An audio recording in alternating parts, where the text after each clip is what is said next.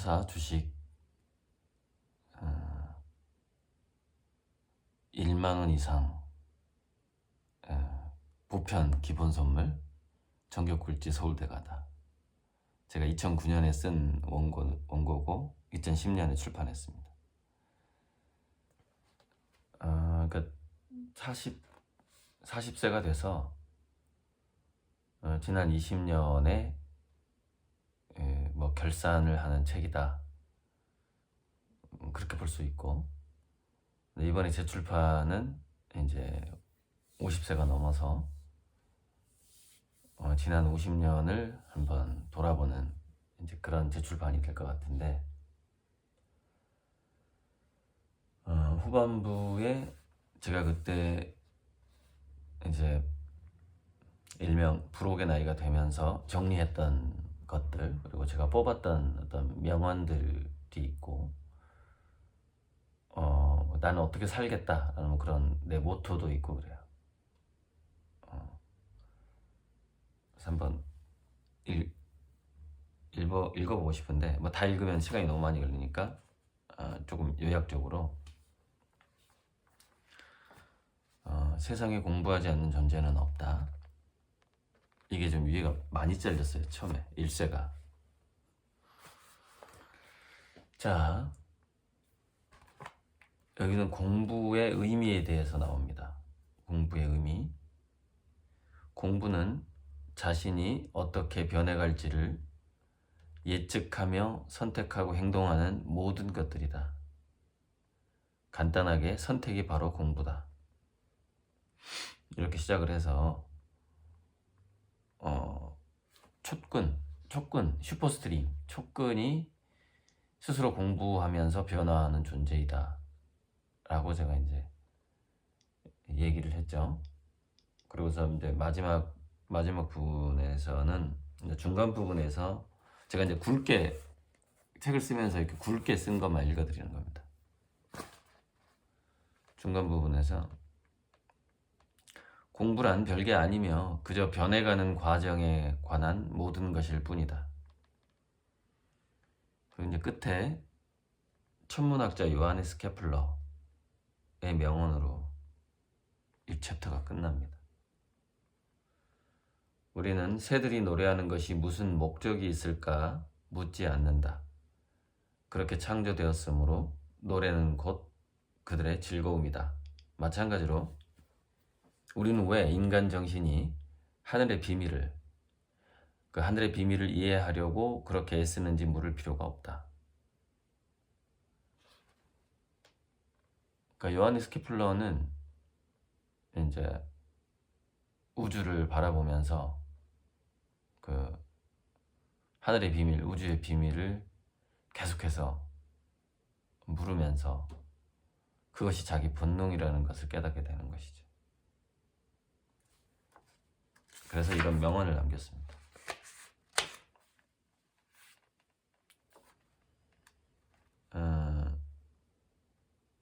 니체 명언도 등장하는데, 니체의 명언 중에 참 인상 깊은 명언이죠. 인간은 지금의 자신보다 무한히 위대하다.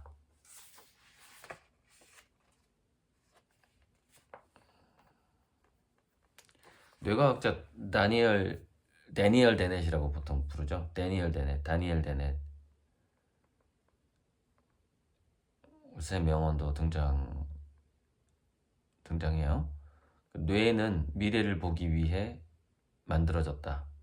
우리가 갈 방향을 제때 바꿀 수 있기 위해서 말이다. 그러니까 인간의 두뇌는 두 글자로 말하면 선택을 위해서 만들어졌고요. 네 글자로 말하면 선견지명을 위해서 만들어졌어요. 근데 선견지명이 없이 선택을 할 수가 없어요. 그게 이제 제가 뇌과학을 공부하면서 두뇌의 목적. 그러니까 두뇌의 생성은 생존하기 위해서 어쩔 수 없이 단세포 생명체는 피부가 두뇌라고 그랬죠. 피부 자체가 두뇌. 예전에 다 강의했던 거예요. 단세포 생명체는 피부 자체가 둔해요. 그러니까 그 소립자 자체, 소립자가 가지고 있는, 그러니까 촉근에서부터 소립자가 가지고 있는 그 지능을 피부에다 모아놨어요. 피부에다가. 그것이 이제 그 세포막에다가 모아놓죠. 그것이 이제 단세포, 그리고 초기 다세포 생명체들이 살아가는 방식이죠. 근데 왜 세포 벽에다가 지능을 가장 많이 모아놨느냐? 외부와의 접촉면이기 때문에 그렇죠.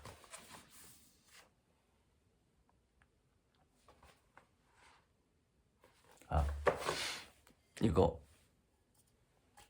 이 사은품 보내주신 분이 또 한 박스를 차, 커피 막 등등등 엄청나게 큰 박스를 보내주셨어요. 근데 거기다가 자기 아들이 쓰던 신발 주머니 같은 걸로 이렇게 완충제를 했던데, 거기 보니까 아들 이름이 스티커로 붙어 있어요. 이건 의도적인 건가? 아무튼 어쨌건 그래서 제가 그 아들 이름 스티커를 딱 떼가지고 화실 벽에다 붙여놨습니다. 아주 가슴 깊이 기억하도록 하겠습니다.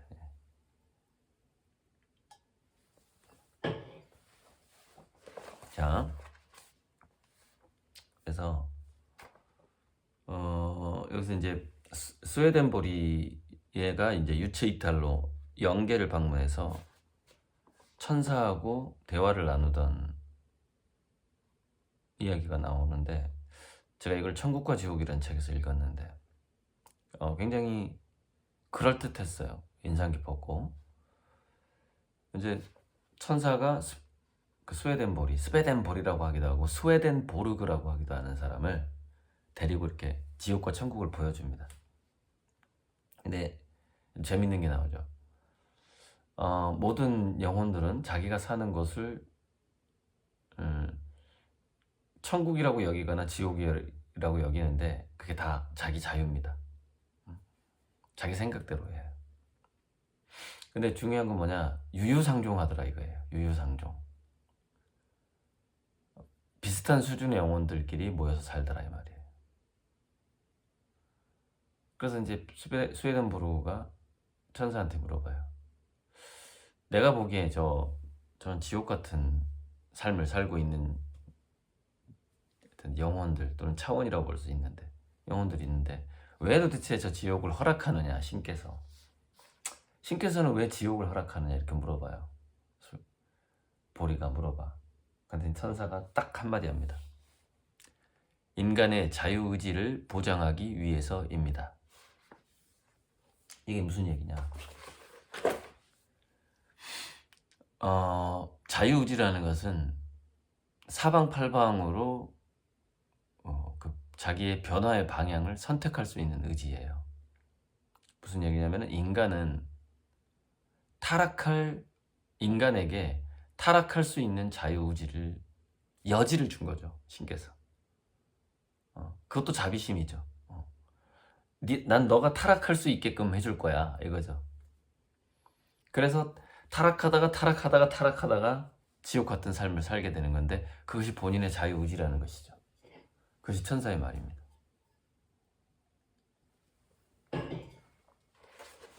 여기까지만 설명하고요. 다음에 제가 개정 중보판 내면서 좀 더 자세히 설명을 해드릴게요. 그러니까 중보판은 책이 이거에 한 2배 정도 될 겁니다. 이게 지금 부연 설명을 너무 안 해놔가지고 그때는 이 출판 비용도 좀 아끼고 해야 돼서 페이지 수가 제한이 되어 있었고, 지금은 뭐 페이지 수 제한을 할 필요가 없죠. 제가 그냥 종이값 내면 되니까.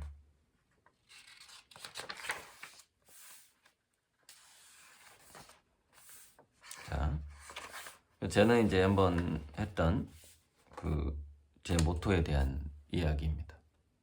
4가지 모토. 첫째, 1번 Habit is ability. 습관이 능력이다. 우선 공부를 많이 할 수 있는 습관을 만들어야 한다.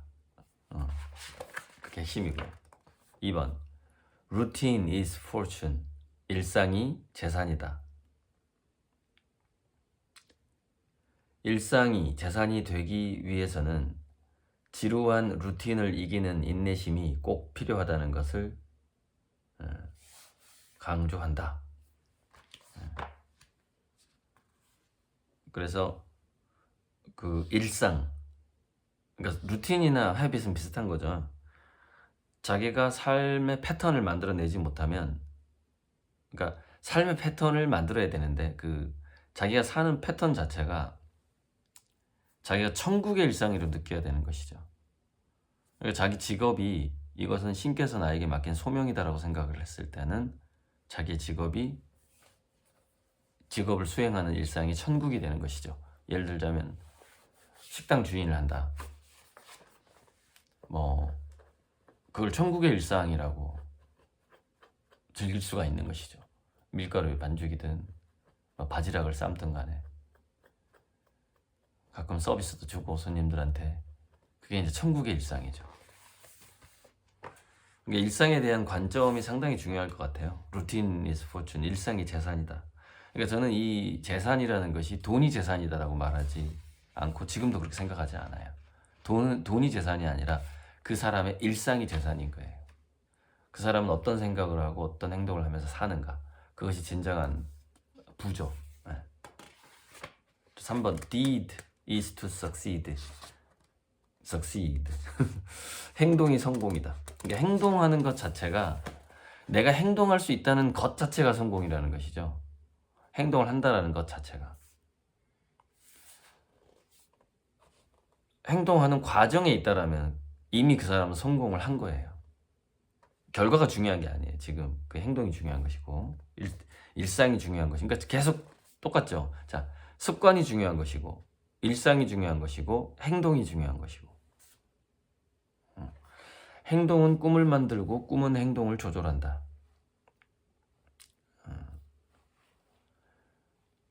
펜이 생각보다 영리하다. 손을 쓰면 감이 온다. 몸을 쓰면 힘이 온다. 실천이 천재성이다. Action first. Don't do nothing. 에너지, edge, execute. 에너지, 열정을 가지고 edge, 칼날처럼 결단하고, execute, 바로 실행하라. 이런 내용이 있고요.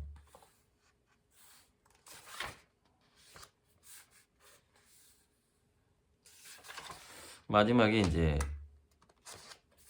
네 번째가 whole is whole인데, 모든 것은 신성하다. 그러니까 제가 지금 이게 뭐냐면은 이제 존재냐 실제냐, 과정이냐 결과냐에 대한 저만의 그 철학을 삶의 4가지 모토로 표현한 건데, 상당히 그 일상과 과정을 중요시하고 있죠. 그러니까 결과보다는 동기, 어떤 동기로 움직이는가, 이거 상당히 그 부분을 중요시 여기고 있는 것이죠.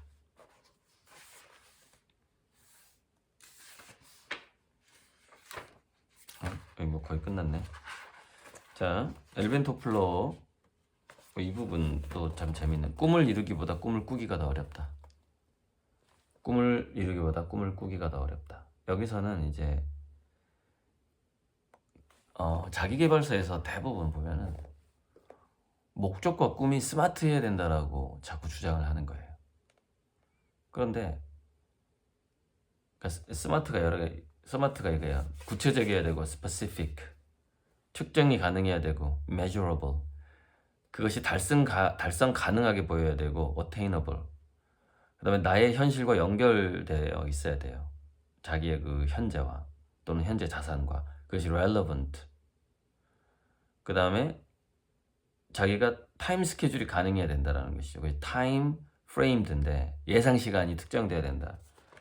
이런 이야기를 자기계발서에서 계속 하는 거예요. 그래서 그것을 플랜이나 또는 계획이라고 말할 수는 있지만 그것을 내 인생의 꿈이라고 어떻게 말할 수 있느냐는 것이죠. 자기 삶의 꿈은 스마트할 수가 없다라는 것이죠. 그래서 제가 이제 이렇게 쓴 겁니다.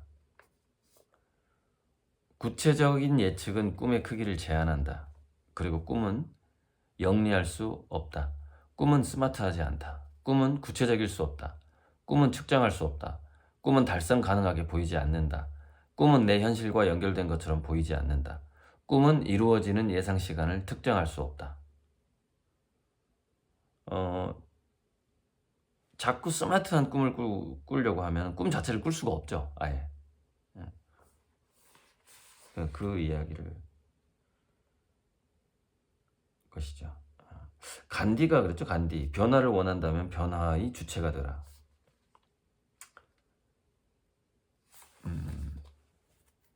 간디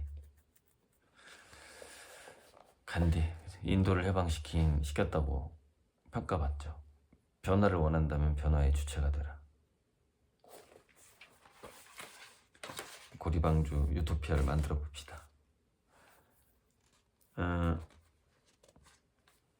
엘빈 토플러.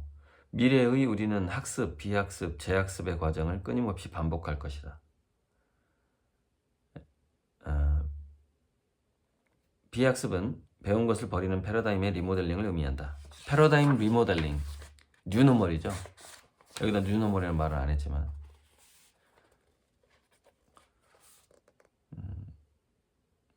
오히려 전문가의 말을 듣지 않는 것이 더 유리한 세상일지도 모른다. 글로벌 스탠다드를 따라가면 오히려 더 위험할 수도 있다.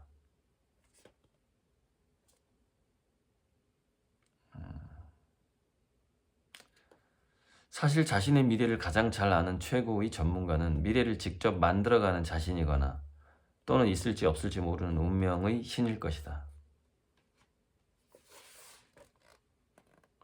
그래서 이제 마지막에 이제 제가 자신만의 색깔로 이글거리는 열정만은 계속 유지하라.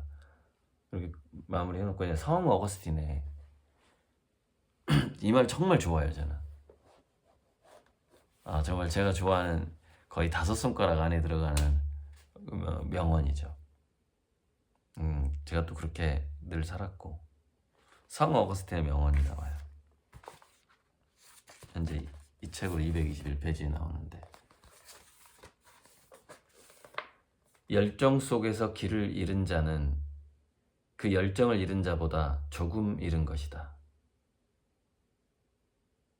그 열정을 잃고 시도하지 않는 것보다는 그 열정을 유지하고 시도하다가 함정에 빠져 있는 것이 그 사람이 더 많은 것을 가지고 있다는 것이죠. 즉 실패의 경험을 많이 가진 것이 더 낫다는 것이죠. 시도하지 않았던 것보다는. 근데 그건 영적인 차원에서 보면 정말로 그렇습니다. 영적인 차원에서는 실패와 죽음이라는 게 없거든요.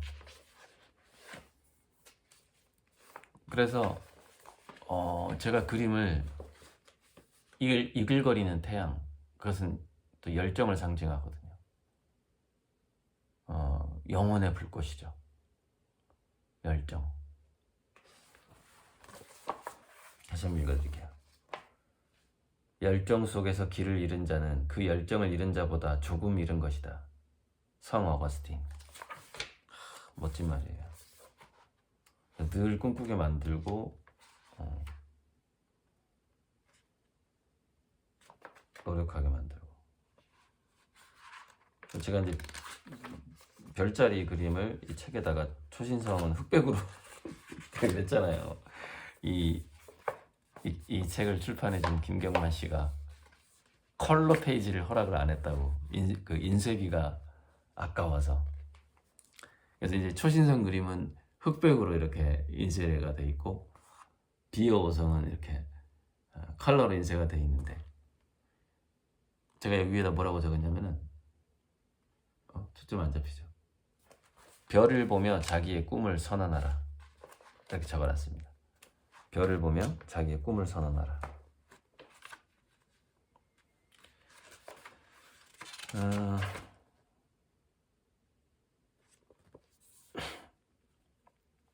이게 이제 문창성 그림인데 전에 한번 보여드렸어요.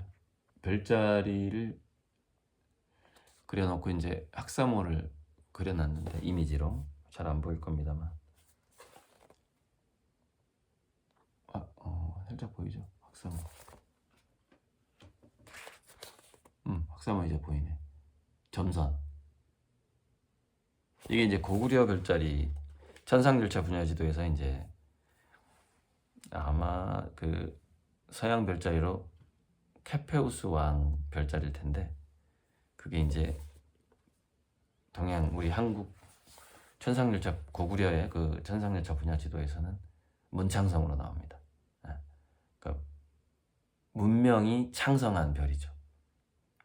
제가 그러니까 이 유토피아를 꿈꾸면서 그린 그림이죠. 이게 이 문창성, 문창, 문학 또는 인문의 창성한 상태. 근데 문창성에, 고구려 문창성에 이게 있어요. 보면은 이 고구려 문창성 뒤에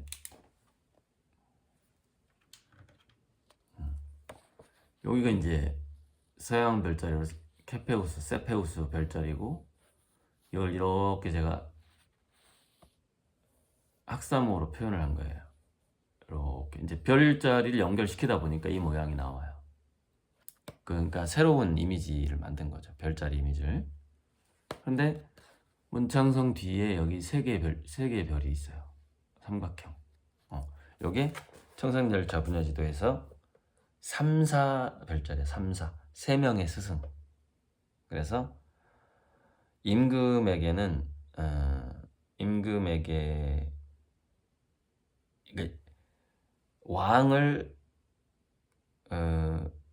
왕에게 충원이나 조언을 하는 어드바이스 하는 3명의 스승을 의미합니다. 3사.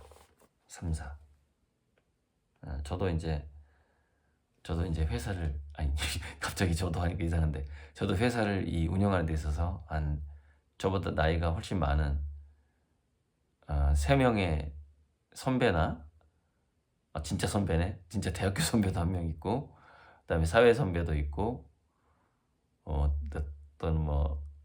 어떤 단체 선배도 있고 그러네. 그 3명의 선배가 있어요. 그래서 계속해서 주로 그 3명이 계속 조언을 해줍니다. 3사가 있어요. 저도 3사가 있는데, 그래서 문창성에는 동양의 별자리는 굉장히 디테일합니다. 별자리가 천상열차 분야의 지도에 다 한자가 적혀 있어요. 거기 그 한자마다 다 뜻이 있어요. 300개가 넘는 별이 있고, 우리 천상열차 분야의 지도에서는 하늘의 궁궐이라고 생각을 했고, 하늘의 왕은 역시 북극성이죠. 북극성인 것이고, 북극성 주변에 이제 북두칠성이라든가 이렇게 하나의 궁궐, 하늘 궁전이죠.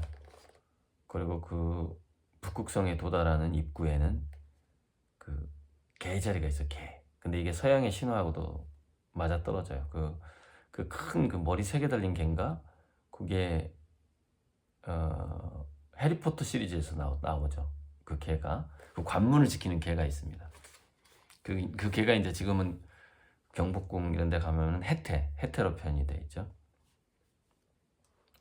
그래서 여기 보면은 문창성에는 사구, 형조판서격에 해당하는 별이 있고, 그 다음에 사록, 이거는 경제부 장관 같은, 그다음 사명, 이거는 대통령의 특별 보좌관 같은 어떤 그 대통령의 직접 명령을 하다라거나 수행하는 그런 별자리가 있고, 그 다음에 상상, 차상, 귀상, 그래서 국무총 3정승 별이 있는 거죠.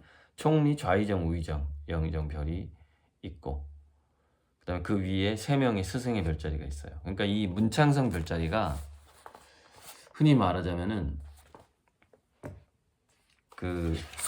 세속적으로 입신양명의 최고의 별자리예요. 천상열차 분야지도에서. 제가 왜 이걸 먼저 그렸느냐, 이걸 그려서 이 책에다 넣느냐, 애들이 공부를 하니까, 이게 전국고리 서울대가 공부를 하니까 이 문창성 이걸 좀 다시 그려가지고 좀 판화로 만들어야 되겠네. 요거를 공부방에 걸어줘라 그러면서 이 별자리가 뭘 의미하냐면 말이야. 그러면서 딱 설명을 해주는 거죠. 그러면은 애들한테 동기부여가 되지 않겠느냐 해서 이제 이 그림을 이 책에다가 넣었던 거고, 마찬가지로 이 비여오성이라는 잠깐만, 비오성이 서양 별자리로 뭐였더라, 까먹어버렸네. 아무튼 비여오성이 있어요. 오각형별. 오각형별이 있는데 여기는 지금 잉어가, 날개 달린 잉어가 그려져 있어요. 여러분, 그 날개 달린 잉어를 왜 제가 또 이 책에다 넣었을까요? 등용문의 전설을 집어넣은 거죠. 등용문.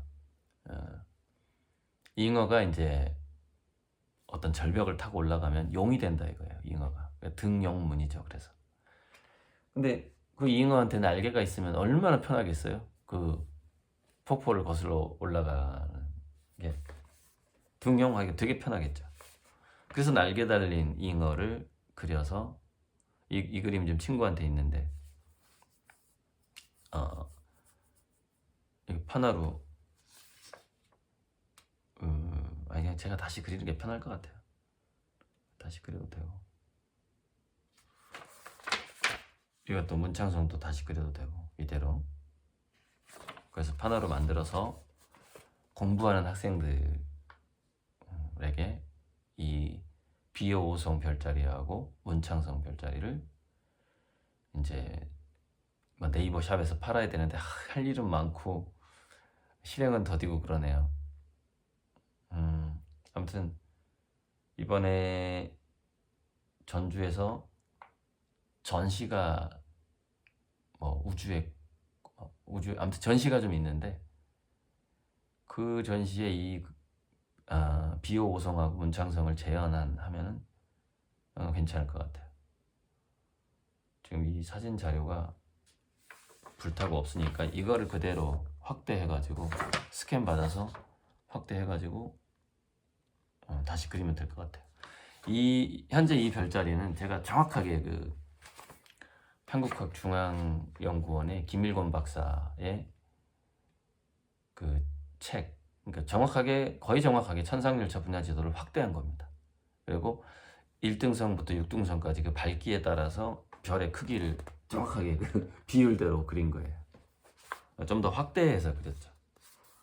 좀 굉장히 과학적으로 그린 거예요. 이거는. 왜냐하면 별자리 그림이기 때문에 대충 그린 게 아니라 검증을 해서 1등선부터 6등선까지 그대로 그린 겁니다.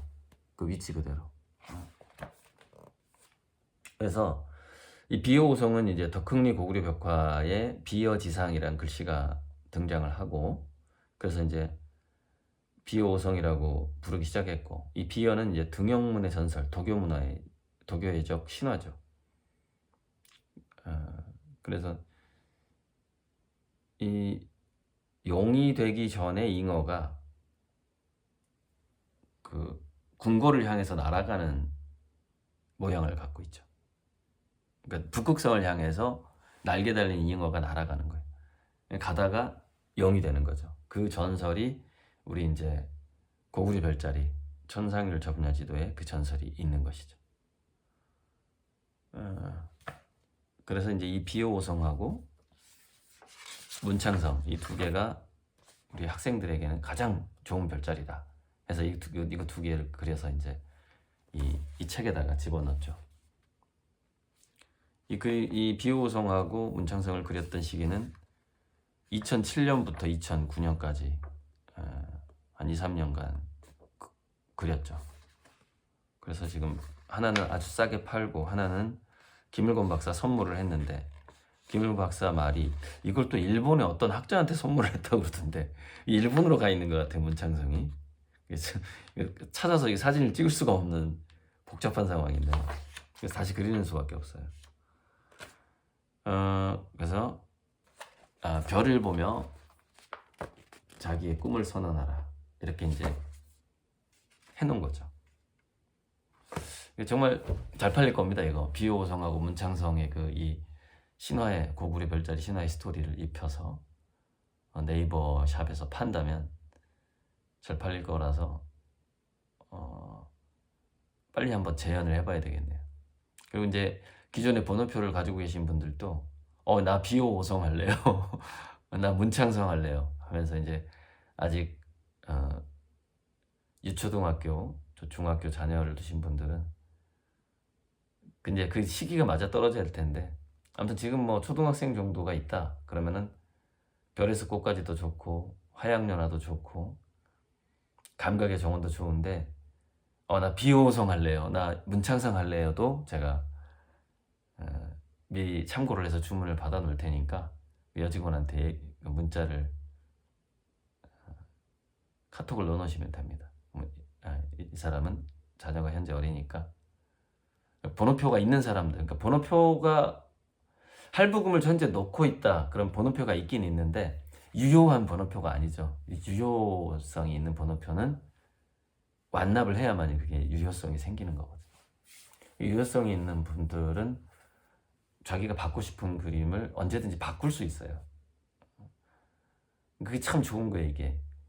딱 사버리면 다시 바꾸기 어렵는데 그 주문 생산이 되니까 제가 지금까지 그렸던 그림들 중에서 뭐 한 10가지 정도의 그림에 포함되네. 이게 비호성하고 문창성도 그 비호성과 문창성도 주문에 이제 집어넣을 테니까 종류에 원하시는 분은 나 이걸로 해주세요 그렇게 하시고 이제 여러 가지 그림을 갖고 싶은데 별에서 꽃까지나 화양연화가 난 더 좋다. 특히 사주보안 그림이 화양연화인데 화양연화 하나만 주문하신 분도 많거든요. 그럼 그 하나를 어떻게 팔 수도 없고 바꿀 수도 없는데 그리고 사주보안 그림이고 건강을 위한 그림인데 그걸 드릴 수밖에 없는데 방법이 있죠. 판화를 사시면 된다는 거죠. 네이버 샵에서.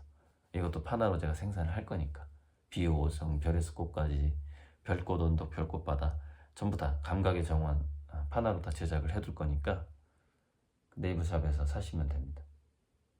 저한테 갤러리에 와서 직접 와서 사셔도 되는데 갤러리에 직접 방문을 하시는 수 있는 그 제가 자격을 주식이 된 그림이든 저한테 1,000만 원 이상 투자하신 분으로 제한을 했습니다. 왜냐면은 너무 신청자가 많을 수 있어서 전에 그거는 제가 말씀을 드린 바가 있고 미래특허 119라는 책을 구입하셨다면은 1,000만 원 이상 투자하지 않았어도 한번 방문하시고 제가 직접 사인을 해드릴 수 있다 책에다 또 그렇게 얘기한 바가 있습니다. 아무튼 정육골치 서울대가다 이 재출판 이 책의 한 2배 정도의 두께로 제가 원고를 한번 써서 저에게 우리 회사 주식 10,000원 이상 사신 분, 그 다음에 제 그림을 사신 모든 분께 예산을 더 듣고 보지면은 거의 한 3,4천만 원 들겠네요.